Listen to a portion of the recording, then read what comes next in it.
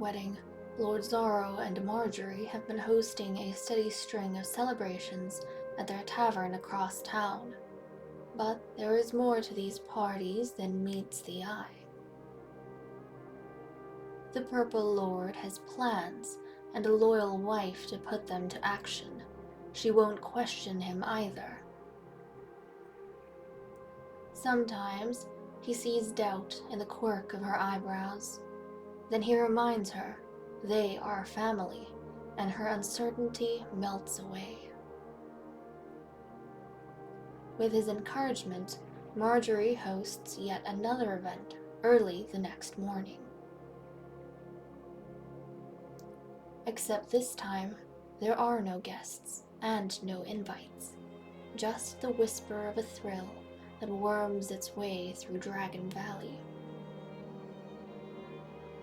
The tempting promise of excitement finds itself in Verdington Castle in the years of Princess Snow.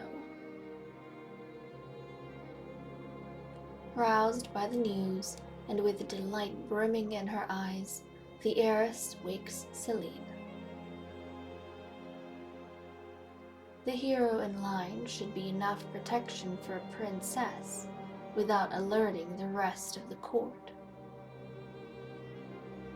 Together, the duo slip out of the castle and head to Farbray's tavern for the mysterious event.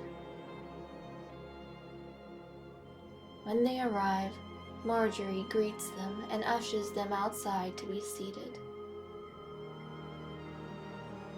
Celine is wary, but once again is caught off guard when Lord Zorro throws a magical powder in her face.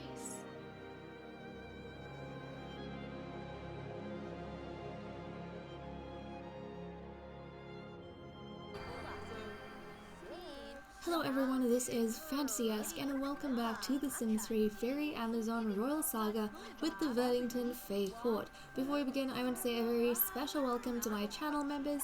Thank you so much for your support. I appreciate it immensely.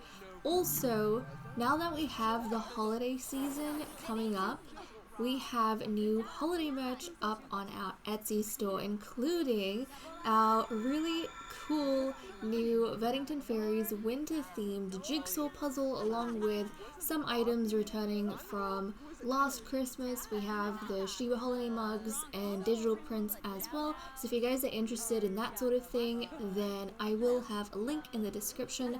Feel free to check all of that out. But we are picking up in the afternoon on Sunday with our Fae Court.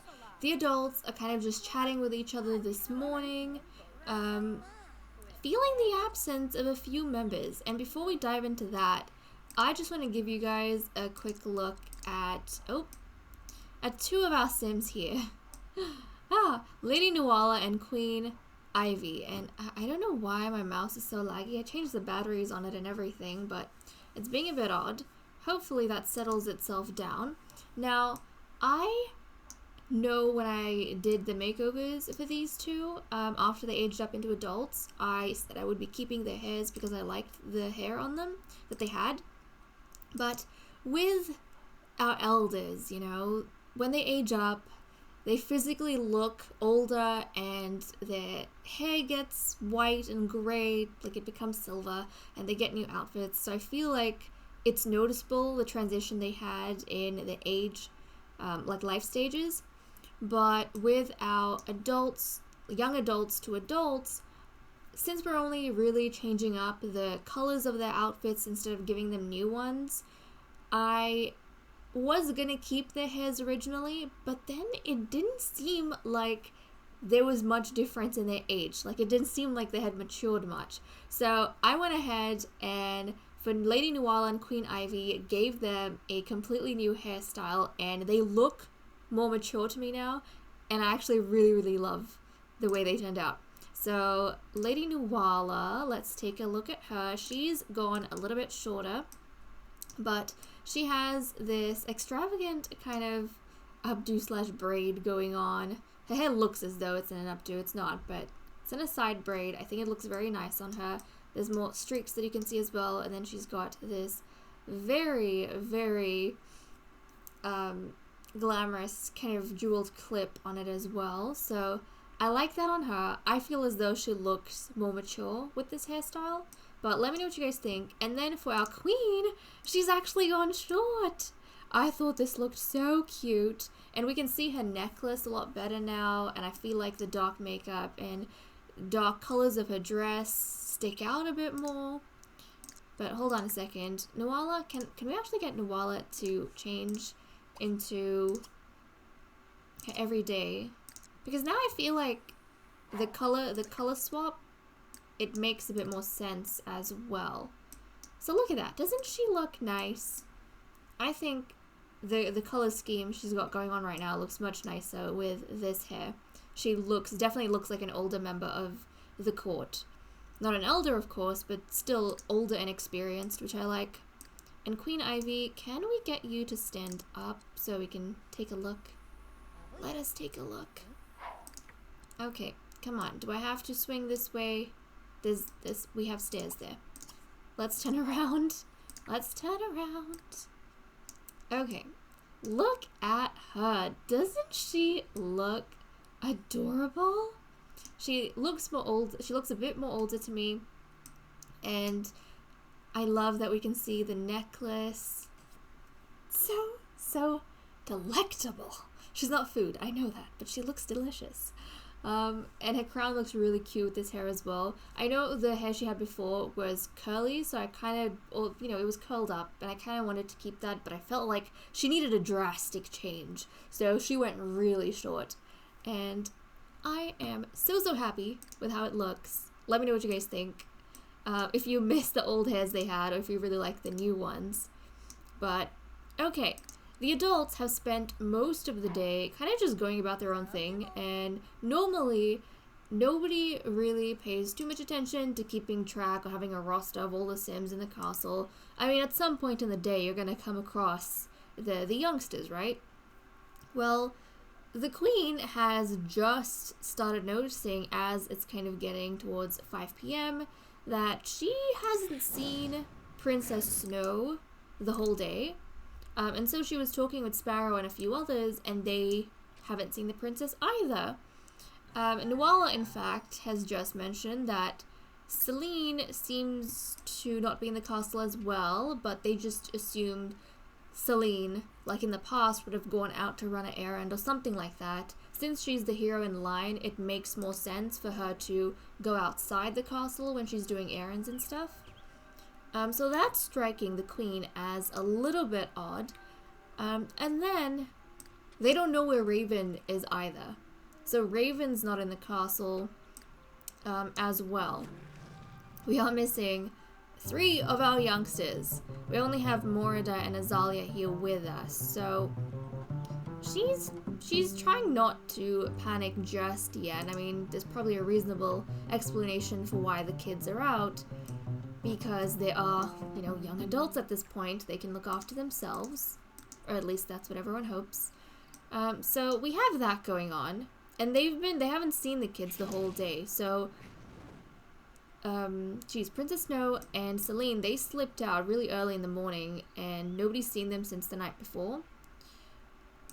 Which is striking Azalea as odd. It's striking Azalea as odd because she always sees Celine and Snow and Raven in the castle.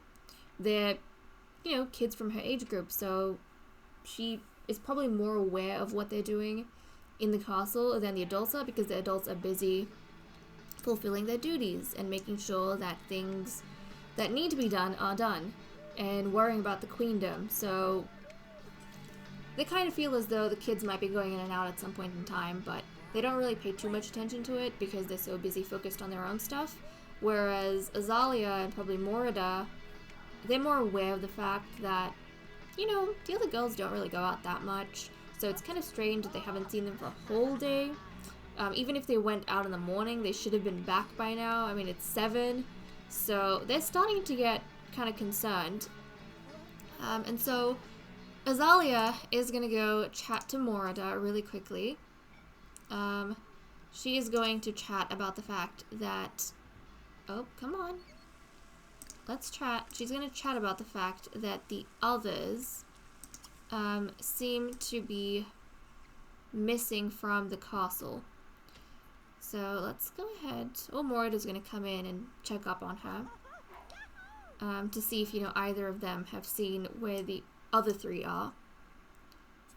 So she's gonna have a quick chat, and they're both gonna confirm that, well, no, neither of them has seen the other three since the night before, which is kind of striking them all as strange. Now, I think we had Azalia's birthday the day before, and they had a good time well into the night, but everyone was so exhausted they just went to bed, and then when they woke up in the morning, the princess wasn't here along with Celine, and there was no note or anything like that. You know, we're going here and we'll be back in a bit.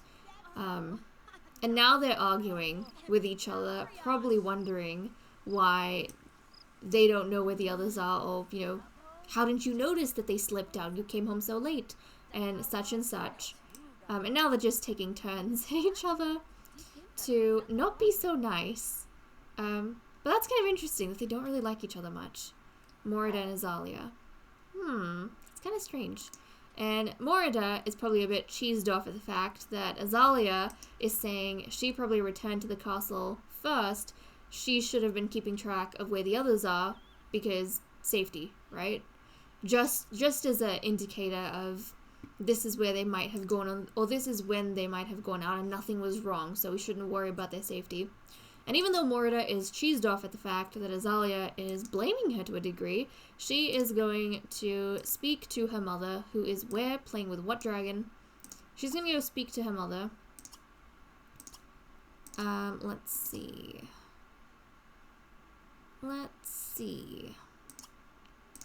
Hold on.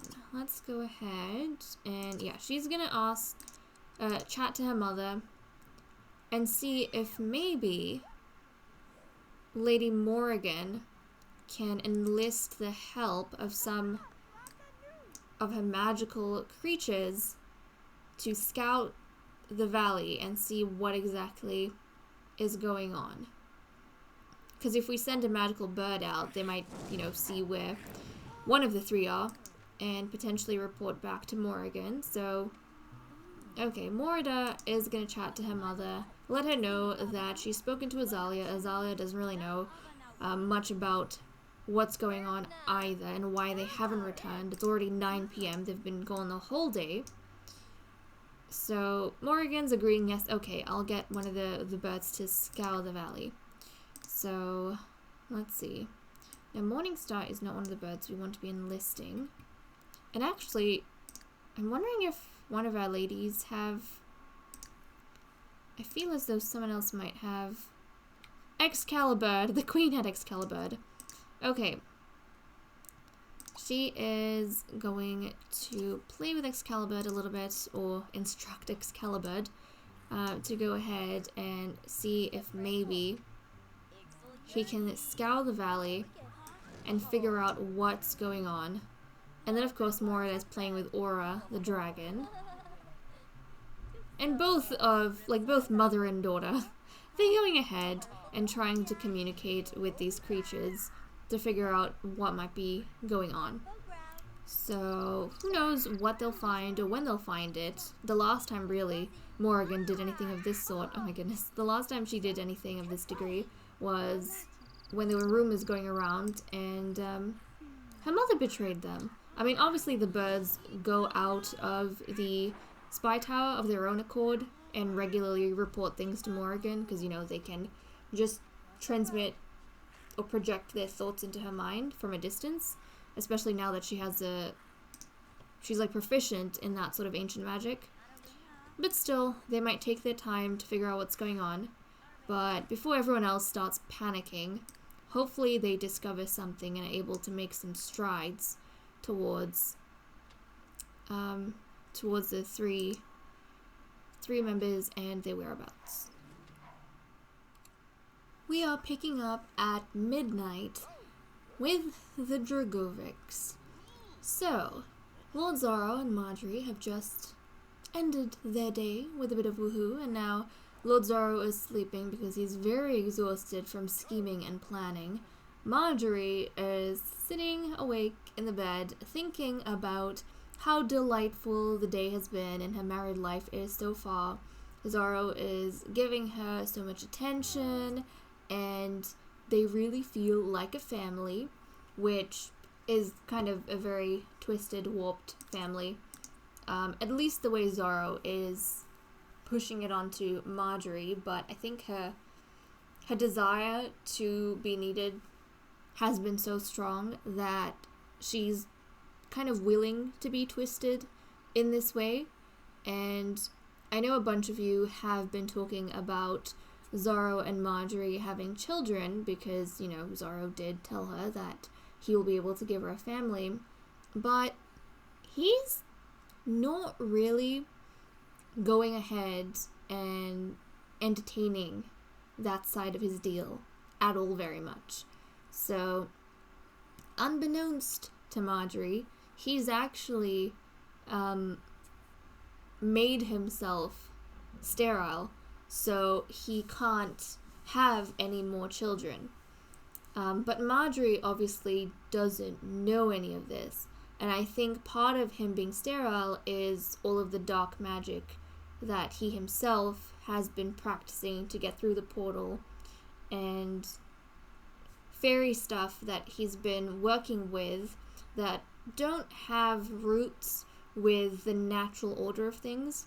And so because of him dabbling in all of that, he has become sterile and he can't have any more children. But Marjorie doesn't know that. She still has kind of hope set out for them and their family. And so whatever he says to her, that's just convincing her that, oh, I shouldn't really question what he's doing because he only wants what's best for our family, right? So that's what's going on with these two. And you might be noticing we have two members that were missing from the castle somewhere in this household, but where exactly are they? Because we can't see them anywhere. They're not here in the house, right? Like, so where are they? Where'd they go? And they don't seem to be anywhere on the island either. Let's just have a quick scope around the island. So this is where we had the portal, of course, and the ancient shrine of the witches, and nope, they're not anywhere that we can see. So hold on a second. Oh geez, all the trees. Now, what has been going on since Marjorie and Lord Zoro got married? Well, they've actually been throwing like these string of parties where people from town have been invited to come and spend some time, to just enjoy themselves at the tavern and celebrate the fact that Lord Zoro is married to Marjorie and how great that is. And that's part of them wanting to disguise a particular party they wanted to have, right? So if they just have one party and then suddenly two members from the castle go missing, that's going to be a little bit awkward and hard to explain. But if they had multiple parties and in just one of those parties someone happens to go missing, well, who's going to be able to link it back to these guys? Because they've been having parties for the past few days, so it's nothing out of the ordinary. Doesn't mean it has something to do with them or the tavern. So they were throwing these events to basically show people, look at how loud we are being with our union, we have nothing to hide. And then the most recent one that they threw was very early in the morning with kind of Lady Marjorie. But this time they didn't send out any invitations to anyone, and they didn't really invite guests over to the tavern either. It was more just news that Marjorie was having a party, or she was having some sort of mysterious event, and the event spoke about some sort of witch magic, that, like, performing witch magic that would be present at the location, right?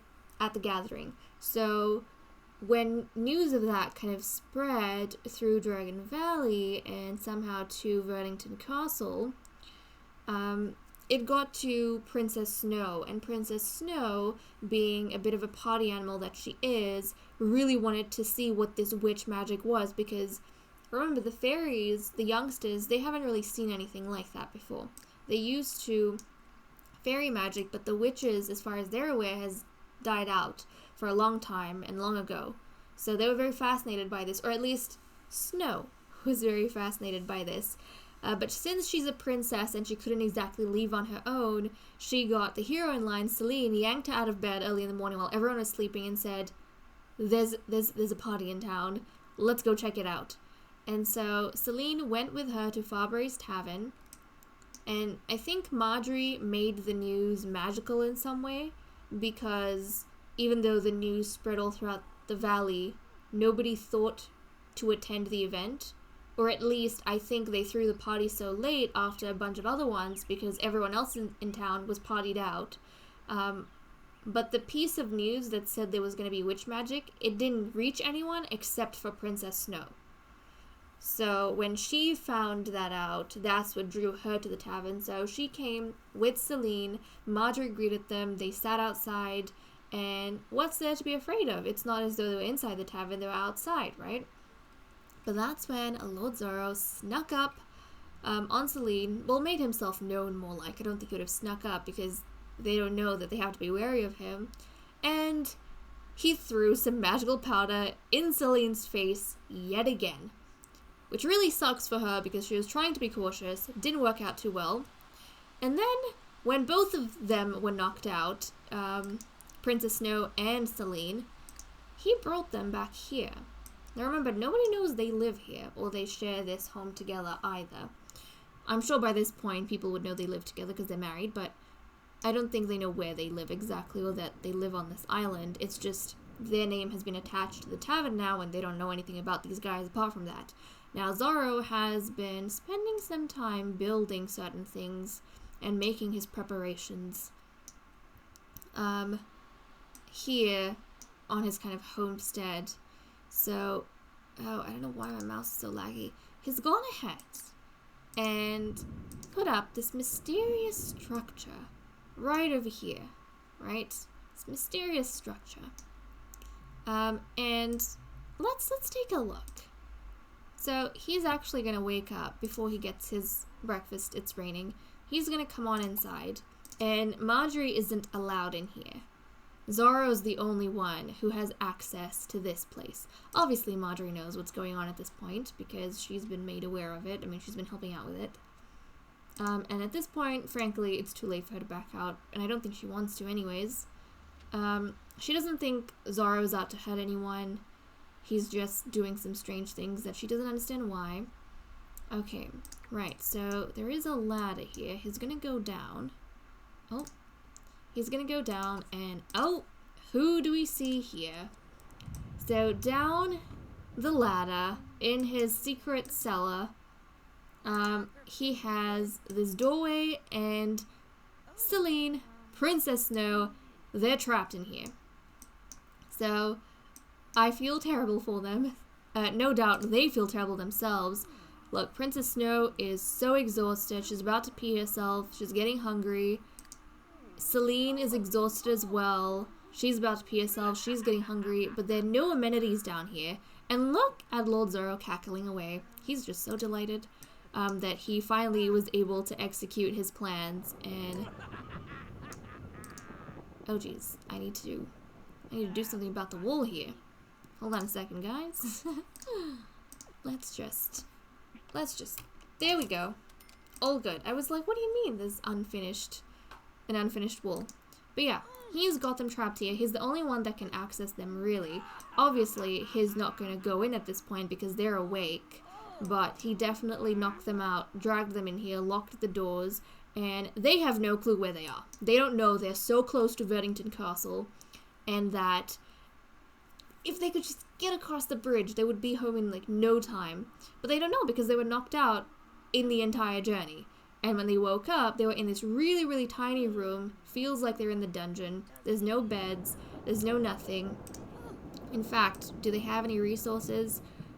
Oh, great. Celine doesn't have much at all here. What about Princess Snow? Okay, Princess Snow has some wolfsbane. And unfortunately, you can't eat wolfsbane. Also, she does have one of the motor carriages, which is also missing from the castle right now because the princess, the princess drove it to Fabre's tavern, and I'm assuming Lord Zorro drove the vehicle with them back here. And because it was done so early in the morning, nobody really saw anything. So I really hope they survive this, and I don't know what Lord Zorro has planned for them. I feel as though Marjorie is probably confused as well, because if you hold them for ransom, then the people at the castle, they might know and they might come, but Lord Zorro wouldn't have need for money or wealth. He has never been one to go after riches, so she's a little bit unsure about what he intends, but he hasn't been giving them food or anything like that, and he hasn't obviously let them out. And I think they're also, they probably know by this point that it's Marjorie and Zorro, because they were the last of the Sims they saw before they got passed out. But they're not entirely sure. They can't get out through the door. Celine already feels a bit more exhausted, like she did the first time round with the magic or the magical powder that Zorro has used. She doesn't have much strength left, and the princess, well, she's much the same. They've got no potions, remedies to use. Now's not the time to get silver smelted, but all they can do at this point is hope that the Fae Court somehow finds them and comes to their rescue. They don't know how. Oh geez, and the princess just peed herself. Yeah, they don't know how, but they're just hoping that somehow the Fae Court comes to their rescue and that they're saved, because I honestly don't know. I mean, Celine's already very hungry, and they've got 24 hours, unless Zorro does something. They've got 24 hours before they're gonna die from starvation. And I don't know how crazy Zorro is. I don't know if he's actually out to kill them, or if he's going to feed them, or give them produce, something, to keep them sustained, or what his intention is. I'm not entirely sure. So he's oh my goodness, what's on fire? He's going back up. Their home is facing a bunch of other issues at present, like being said. Oh my goodness. Celine, did you escape? Celine escaped! Oh my goodness. Okay, so Celine has escaped somehow. I guess maybe she wasn't that caught off guard. Look at that. She escaped. She's thinking about the door and how she can't get to the princess right now. But you know what? As the warrior, Celine probably knows some interesting techniques to get out, and she probably has access to some tactical magic as well. In fact, maybe one of her powers as the hero is to teleport from place to place, and I wonder, yeah, who knows, maybe that's one of her powers.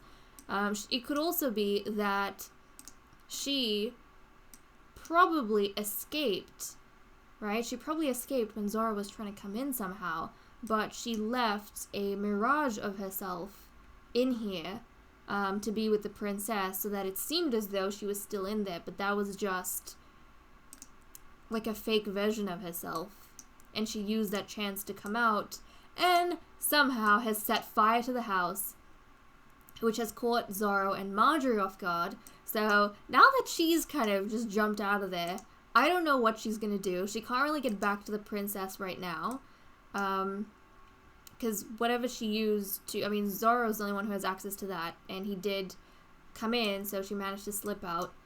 And I don't know, what's she gonna go, like, where is she gonna go from here? What is she gonna do? Is she gonna take these two on? Remember, Marjorie still has witch magic that I don't think Celine has faced before, even if she has faced Lord Zorro, and she is much stronger than she was in her youth. She's got a higher fitness skill and a higher martial arts skill than she had before as well, but she is very weak, her energy is quite low, and she is hungry.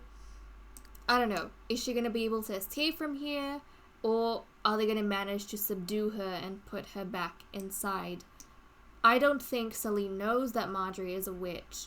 I think she probably suspects she's dealing with a much improved Lord Zoro, but a human Marjorie, because Zoro hasn't divulged the fact that Marjorie is a witch to anyone in town. It's his secret right now. Actually, it's Raven's secret too, because Raven knows. Raven was there when Marjorie changed, but Raven didn't tell anyone, remember. So nobody really knows except for Raven and for Zoro. So I don't know how this is going to end up, but that was a bit twisty. And this is what we have right now. Poor Princess Snow, she's stuck down here. She is absolutely reliant on Celine, either escaping from here and coming back for the princess, or defeating them and taking her out. Unless she fails. But okay guys, with that said and done, I'm gonna leave off here. Thank you so much for watching. I hope you all enjoyed, and I'll see you all in the next episode. Bye bye.